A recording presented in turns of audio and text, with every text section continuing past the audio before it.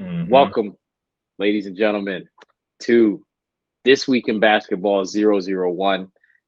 We have decided, after much consideration, to bring you guys a better quality show, to give us more time to, gather the information and do stuff behind the scenes, like put awesome cash prize tournaments together and a lot of other stuff that we have in store. We decided to move the show from a daily to a weekly format. So this is the first of its kind this week in basketball 001. Ain't that right, Mayu?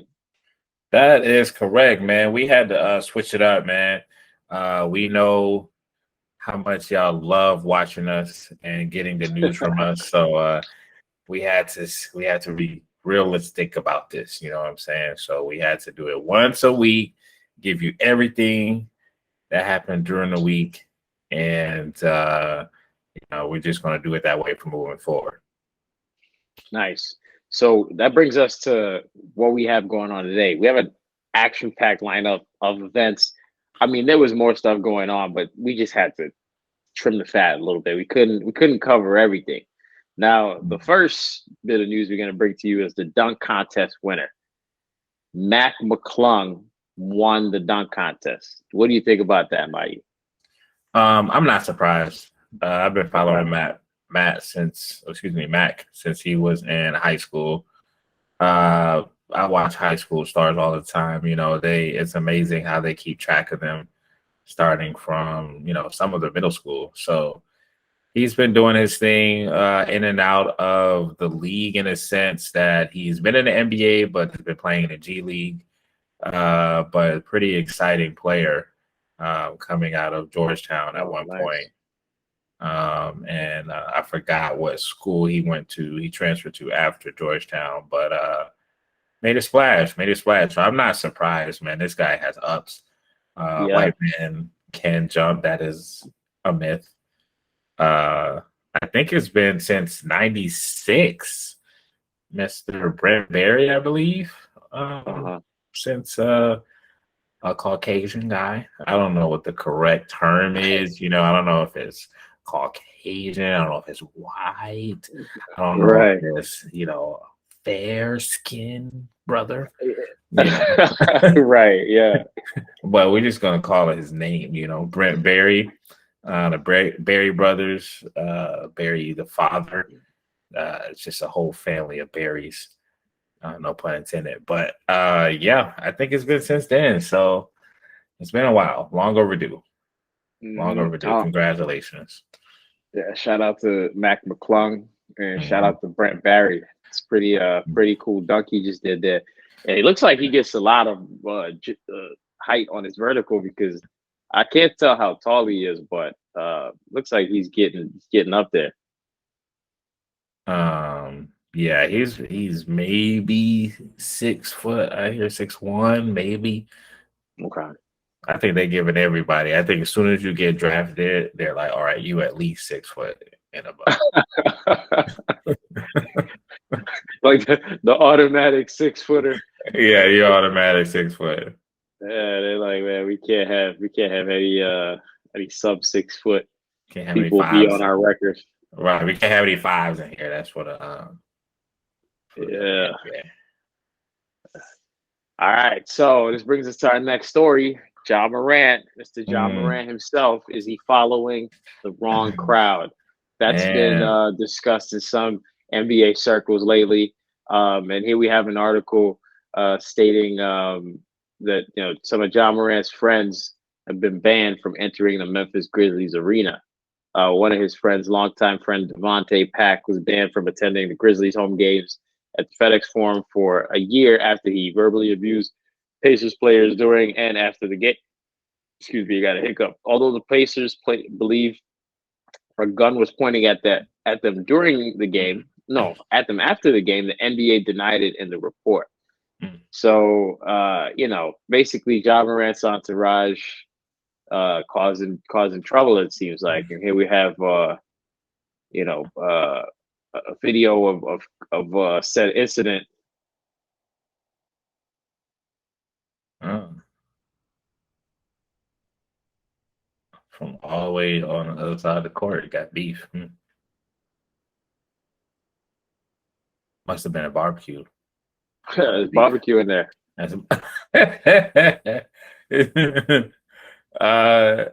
Hey man, I don't want to embellish on this too much. Right. Of course, they're making it seem like Ja Morant and his friends are troublemakers, but all we can see is they have been in the middle of some trouble recently.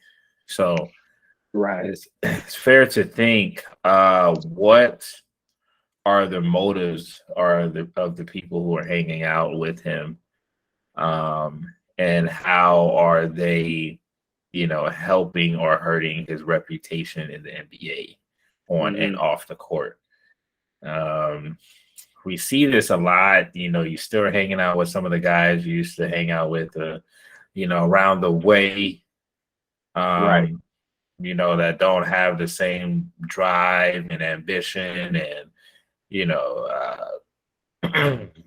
vision on where they want to be in life. So sometimes when you're hanging around the wrong people, they start to bring you in areas where you're now on their level, and you're no longer on the level that you're on playing in the NBA.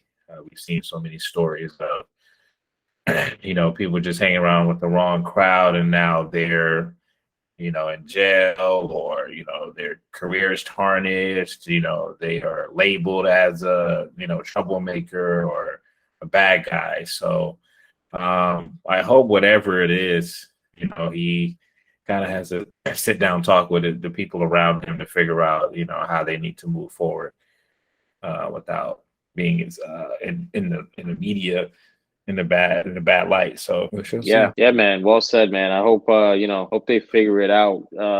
Because Ja Morant should, if you're gonna be in the entourage, you shouldn't be trying to bring the guy down who is the monetary leader, right?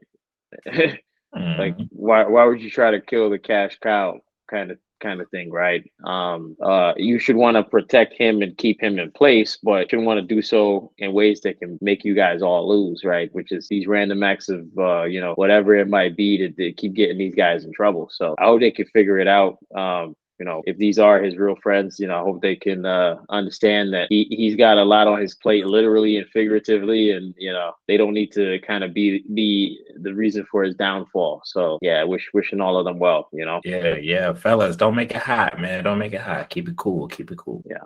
Next story. So the All-Star game, quite a few things happened.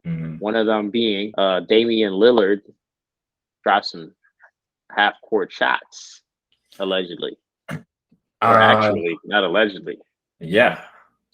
I mean, hey, he actually won the 3-point contest as well, so we should not be surprised, actually. But these shots are from way back. Just easy peasy, beautiful cover girl, just right at the half. Oh, wow. Hold that.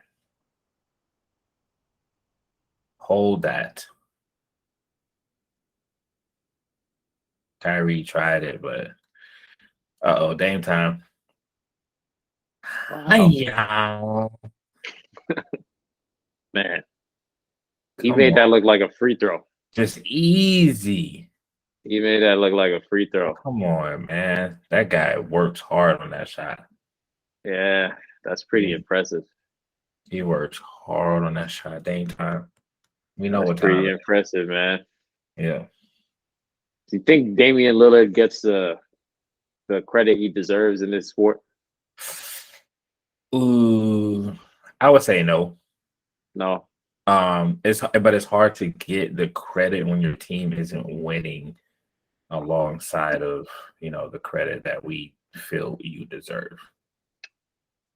Maybe that's a topic for another BBA breakdown. Players that that deserve more recognition than they got, but didn't get it because of their team. Be an interesting cast of characters that will come up. Yeah, man, that's like a historic thing, man. Just players not getting the proper accolades because they're not playing on a winning team. So, that's always, man, I don't even know where to go with that. That's a loaded conversation there. That's the subject for a BBA breakdown episode right there. That's for sure. Yeah, for sure, man. Yeah. So on to the next story on the All-Star game. Jayson Tatum, who was the All-Star MVP, scored 56 points, and he broke the scoring record that was recently held by Anthony Davis, 55 points, right? So, what do you think about this performance here by Jayson Tatum? Seems like Jayson Tatum is coming into his own fully and consistently. He's like, man, I'm that guy. I'm him, as they say, as the kids say in the streets. I'm him, and he came to show everybody that he is the best player in the NBA. That is debatable, overall, but for the most part, I mean, setting any kind of record in a game where everyone is the best in the league, that's crazy to be able to score that amount of points. So Jayson Tatum, I know he was, doing his thing with Kobe, rest in peace, before he passed away. So I'm sure that left a mark on him to, eventually take over this league and show everybody what everybody saw in him coming into the league. But yeah, man, that's a good take on it. It's interesting to see how Jayson Tatum could use this momentum into the second half of the season here and beyond that. So, last thing on the All-Star game, right? A lot of good stuff happened, but some not so great stuff. We had record low viewership for the NBA All-Star game. Okay. Now, according to this article here by Sports Media Watch, the NBA All-Star game was an air ball, and these are their words. Trying to be clever here. It was an air ball in the ratings, failing to meet a small audience. Okay, so let's get to the stats. The game averaged a combined, zoom in a little bit here, 2.2 rating and 4.59 million viewers across TNT and TBS, making it easily the lowest rated and least watched edition of the game. The previous lows were a 3.1, and that was in 2021 and 2022, and then a 6.1 million. And now these numbers, I'm not a television guy, but what this tells me is that the NBA viewership, at least across the last few years, indicates that it's in a decline. Yeah, it's definitely in the decline based off of how people watch TV now. Also, it's just not exciting because they don't play hard defense allegedly in the All-Star game, so they're just running around, just pretty much doing what you normally do in a regular game. So, I mean, it's exciting, but nothing to sneeze at. Actually, I think it's the opposite. They might sneeze at it a few times, as it ain't. I'm sorry, it's just not as exciting before. Like Mac McClung winning the slam dunk contest was the most exciting thing of the weekend. The game is pretty much how you feeling right now, yawning. Well, I'm yawning because I had a large dinner, personally, but it's barbecue. Yeah. Oh man, yeah, that's funny. So basically, you think it's twofold. You think it has to do with the way we watch TV, which is a big problem for a lot of things that are on cable television, in my opinion. And then secondly, just the general excitement of the game has decreased. Yeah, it's like a lot of these players are doing what they would do in the All-Star game, and they're doing it during the regular game. So it's kind of like a regular game. Yeah, man. Well, NBA, I don't know how to figure that one out. You guys have all the answers. So, I mean, but can we say though, right? Is it safe to say that we have more talent in the league than we ever had before at any given moment? It seems like there's a lot of talented players right now. Absolutely. The league itself is just way more talented than ever before. So that's not even a question. I'm sure people on the bench today would thrash Bob Cousy.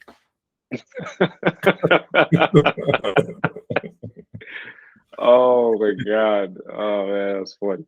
All right, man. I got nothing on that one. I didn't see that one coming. Cool, man. Well, in that case, and I was going to ask another question, which is how to fix it. We don't want to give the NBA free consulting here on our show. So, yeah, that's that's for us to know and for them to figure out. How much boy we got consulting fees though. All right, so that brings us to our next story. Is Dillon a villain?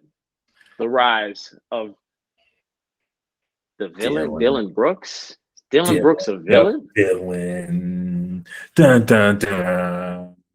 Is Dillon Brooks a tough guy? What's going on, Maya? Tell the people what's going on with Mr. Dillon Brooks. Dillon Brooks is becoming a problem. He is fighting every team in the league. Okay. You heard it here first, and it ain't all the way true. I'm just going to tell you now, but he gets into it with a lot of the teams, and a lot of the teams and players. A lot is subjective, of course, but they ain't really messing with the guy, and they just don't like him. He's really a pest, as they would call it. He's a pest. He's not backing down from any player, and he gets under your skin. It reminds me of the Joker. Why so serious? Get off me. Give me the ball. Get off me. He had the ball first. Get off me. I got it. Hey, give me that. You want the ball? I got it. Dillon Brooks is like, fight me for it. Fight me for it, bro. Fight me for it, bro. I know you try to take the ball from me. Come on, man. Come on, man. We just arguing. I don't argue. Come on, give me that. Give me that, man. You don't want that. Give me that, man. Snatch that, boy. Get off me. Get off me. No, give me that, man. I got it. Nah, man. I got it. Get off me. Oh, y'all get off me. Get off me. He got it, man. He got it. What you grabbing on my elbow crease for, man? Get on me. On my team. Grab on my elbow crease. Help me. Give me that. Snatch back. I got it. How your elbow crease for right here? I don't like the people grabbing right there. Get off me. Oh man, listen. I think that's what happened. Ladies and gentlemen, we have exclusive audio from the field. You're not gonna hear that audio anywhere else. All right, we had exclusive link to what happened on the field that day. So, all right, so it seems like Dillon Brooks is getting scrappy out here, and he's Is it? Can we call him a villain yet, or is it too soon? Is it too soon to call him a villain, or is he just playing passionate basketball? It's almost there. It's almost there, man. By the end of the season, he might be an official villain. All right, so his story arc is rising like a Marvel movie. All right, so we gonna keep an eye on Mr. Dillon Brooks, man. He's one to watch. Yeah, so he might be up there with Pat Beverly. Okay. Speaking of, you're gonna get to him going to the Bulls in a second. Now, college basketball is getting pretty exciting, right? We had some finals going on, and then we had Florida State hit a buzzer beater, which we will bring you some highlights on. Pretty unique shot, I would say. Imagine blown call bow. 3-pointer. Think game is over. 4.9 seconds. Give me that. I got it. I feel it. Yeah. Give me that. Crowd goes crazy. I can't imagine how these players are feeling. Miami just thought they had it in the bizag, and they made the shot, and it's like, it's over. There's no way any of these boys will come down the court. Wait. He's coming. Wait. 3-pointer. Game over. How could he? Man, yeah, they weren't even down court, really. Nope, they weren't even ready for that. Right in your eye, bam! They didn't see that coming. Man, everybody running on the court, man. Get off me, man! I know we lost, man. Get out my face. That's tough, man. Yeah, tough. That's tough, man. That's tough. One more time. Oh, left me open. Guys, they putting the hands up. Man. They celebrating. Oh, hold on. He close. He close. Oh, he got it. Oh my goodness. Game over. Man. So luckily in these games, this is to see who goes into the bracket for March Madness. Yep. You know, if you already have a good record, they could lose this game, Miami, and still make it to the bracket. Florida State, who if they would have lost, being that they had a losing season, an 8-20, which is outrageous. I got to do better. I mean, that's very obvious, but y'all got to do better. Oh man, I don't know what y'all got to do. I'm not the dean. I'm not the coach. I'm not player development. Do better. Well, Okay. heard it here first, Florida State. But yeah, great highlight though. Great highlight though, man. Big ups, Amazing, man. amazing highlight. Much props to going into March Madness. Keep that same energy, man. March Madness is crazy time.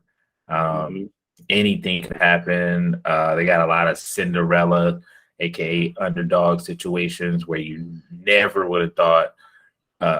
Little Liberty. I don't know if that's real college, but you got these people from little colleges playing against North Carolina and possibly beating them. It's outrageous.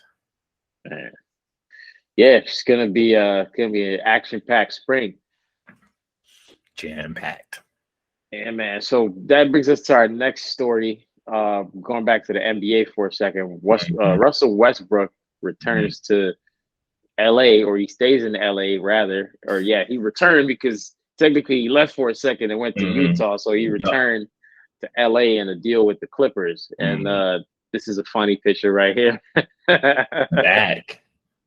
This is like the Joker. This is his Tinder profile pic right here. Oh, snap. Plenty of fish. Plenty of Russell. Plenty of Russell. No, that's amazing.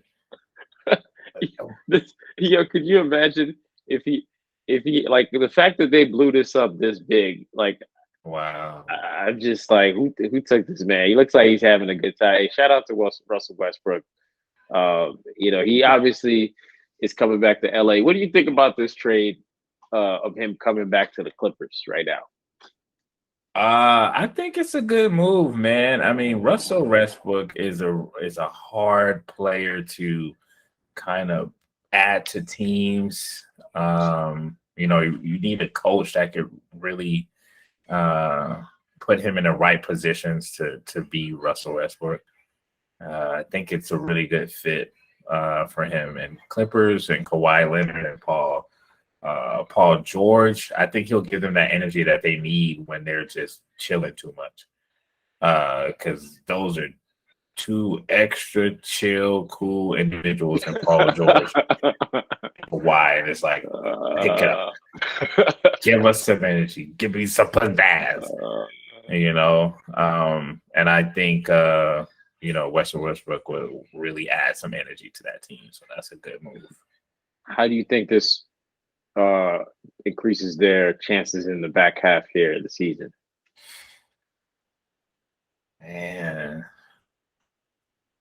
I don't want to get into that because Russell Westbrook can, sometimes down the stretch, he can kind of make some plays that can make or break the game. So it really depends on how they're feeling and how they're gelling together and how they play the first three quarters. It's very important for the Clippers. Can the Clippers be a dark horse team to watch, or is that too much to say? I mean, to watch, it's definitely going to be exciting. But making it out of the second round, maybe out of the first and second round, is going to be tight. Yeah, man. Good take on that. So we'll have to just see what happens with this trade, but ultimately it should be a positive addition for the Clippers. Yeah, again, another situation. Go back to LA. Did he get a house in Utah, or did he just wait it out and they just like, oh, psych, ain't going nowhere. Take my house off the market. I'm back in LA. Yeah, might have been. It was probably a back and forth for him for sure. Yes. Speaking of back and forths, we have Pat Beverly returning to his hometown Bulls, choosing them over the defending champion Warriors. Yeah. All right. So what do you think about that? I'm glad he didn't go to the Warriors. I think we had enough of Draymond Green punching folks. And I think they probably would have been fighting. And they probably would have loved it. And they would have got along so well, but they would have included fighting. I think that they're very two tough competitors. It's almost like having two Draymond Greens on a team. I don't know about that. I think 3 to 5 players will have black eyes on a day-to-day basis. A lot of left hooks and uppercuts being thrown. Yeah. Very great technique, though, as you said the last time. Very like technique with some torque on it. Torque on it. I'm sure everyone's going to be okay afterwards, because they have great technique. It's just that good that they can just pinpoint. This ain't going to kill you. It's just going to put the lights out a little bit. Yeah. Oh man. Oh, that's funny. Yeah. So, him and the Bulls, man. I think it's a safe bet, man. Again, he brings energy to the team. I think that's really him. Energy, toughness. I think he's a pretty smart guy. I've heard his podcast a few times. Shout out to Patrick Beverly's podcast, and really great points. I didn't know he was a student of the game. And that's my bad for assuming, but really, really smart guy. So, yeah, well, yeah, man. And then another thing too that stood out to me as I was reading this article that he said his family's in Chicago, right? He said, I get to take my son to school. I get to take my son and my baby girl to school. Get to pick them up. I get to rep my city on my chest proudly. If you think I went hard for other teams, just imagine how I'm going to go hard for this one. So, that's a lot of good things for him, so should be an interesting chapter in Pat Beverly basketball. Yeah. Yeah, man. So with that being said, this brings us to our last story. LaMelo Ball is driving his many vehicles. And these are some awesome cars, as we'll see, ladies and gentlemen. He's driving them like it's a video game, right? Now, as we were previewing this footage, Mayu and I both agreed that LaMelo is giving us Need for Speed Underground 2 vibes on this one. We're just going to play the videos because I can show you better than I can tell you, all right? Now, here's the first one. Oh man, this is LaMelo's running a red light, leaving the Hornets arena in his Ferrari. Man, this guy is wildin'. Nobody know that you're LaMelo Ball crossing that intersection. Smash. And as you can see at the intersection, he almost hits a car right there. Right now, in Need for Speed, that was called a near miss. And if I remember correctly, they gave you points for that in the video game. So maybe LaMelo has some VR goggles on and is playing a video game. But this is either way. This is not funny, ladies and gentlemen. We don't condone this reckless driving. LaMelo, you need to figure this out. Here's LaMelo Ball again in a purple, looks like a toy truck, but it's probably a Rolls Royce or a Bentley. And he just kind of peels off, just kind of runs around the curb, kind of reckless. Hold on. The title of the video states, LaMelo just be reckless driving, right? And as we can see, he just whips out with this purple, looks like a Rolls Royce truck car. Little Easter candy. Yeah, right. And then here we have another. This is the Ferrari video again. Ooh, he told that white car, "You see me? I know you should get out of the way. I'm here." That white car was going, had the right of way. He's like, "You get out, move. It's my road." Oh man. And that's super clean though. Look at that. God dang. I mean, it's a nice car, but come on, LaMelo. This is not nice driving. Yeah, man. You gotta drive a little. You gotta drive a little better than that, man. Talk to your boy Spence, man, because I don't know what y'all doing out here, Spence. I'm glad you are here and alive and well, but I don't know what kind of driver you are because these accidents you're getting at, just be curious of how it's happening. But again, glad you're okay. Not assuming that you drive recklessly or anything, but talk to your boy Melo. Yeah, I mean, on the Errol Spence thing, his last accident actually is pretty crazy how it happened. I was reading the article. He was sitting at the light, and then a teenager who took his parents' vehicle for a joyride. I don't know if it's a boy or girl, but the teenager took their parents' vehicle for a joyride, and then they lost control of the vehicle, got into Errol Spence's lane, which was ongoing traffic, and then slammed into him head first. So that was and then that was his last accident that he was in. And that one, I don't know how much that was his fault.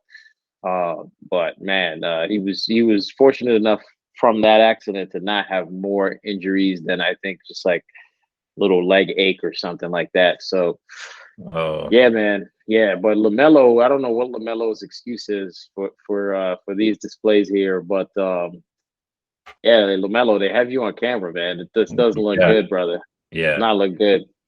Yeah, first and foremost, I want to say my bad, Spence, for saying that you insinuating, that you wasn't driving appropriately. I don't want you to send a hit out on me, pun intended, because you got that hook is dangerous. Oh, yeah, those body shots, man. Those body shots. That jab and make me dab. So, yeah. Glad you're good.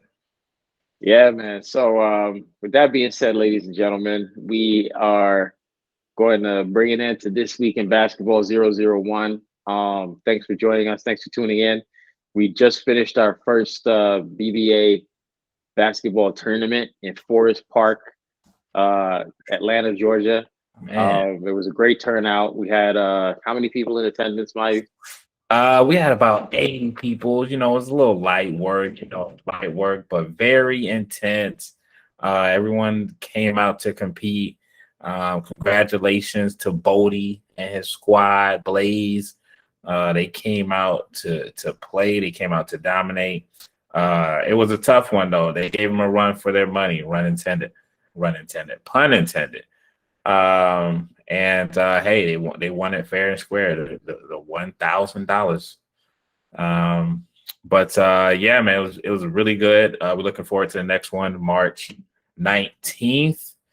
We're gonna run it back again. Prize this time is $1,500. Cash prize on hand. What we got? We got $300 for team entry. And then we have, if you're a single player, don't have a team, $40 for you guys and gals. And $10 for any spectators who come in and watch the game. We will have food, music, entertainment. This is your block party mixed with 5v5 basketball tournament. So come out, have a good time. Let's get this thing started and let's ball. Man, well said. We're going to end it on that note.